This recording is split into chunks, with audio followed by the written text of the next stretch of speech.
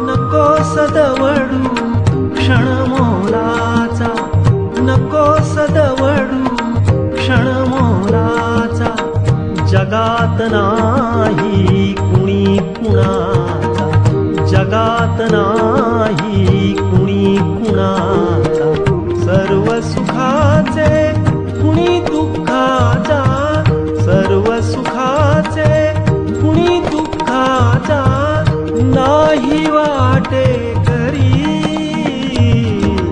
विचार कर अंतरी मानवा, विचार कर अंतरी. प्रभू येशू ख्रिस्ताच्या सर्वश्रेष्ठ नावात आपणास अभिवादन.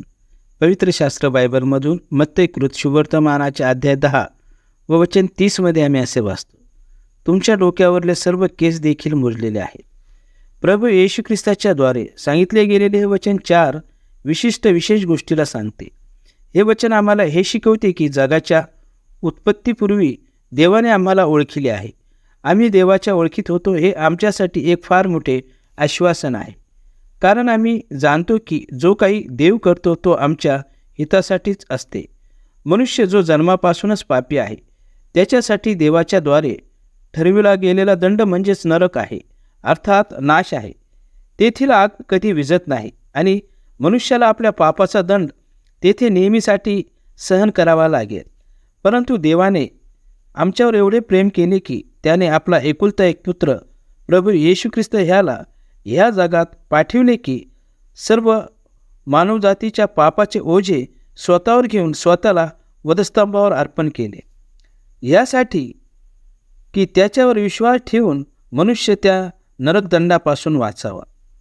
देवाच्या अपार कृपेने मनुष्याला मृत्यूच्या भीतीपासून सोडून मुक्ततेचा मार्ग तयार केला आहे, जो प्रभू येशू ख्रिस्तामध्ये आहे. आम्ही स्वतः आपल्या डोक्यावरील केस मोजू शकत नाही, परंतु देवाचे वचन सांगते की तुमच्या डोक्यावरील केसही मोजलेले आहेत.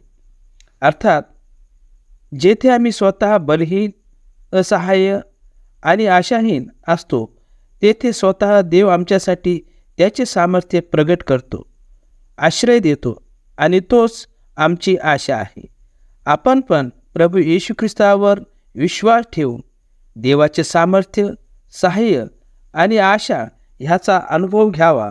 देवाजवळ तुमच्यासाठी आमची हीच प्रार्थना आहे.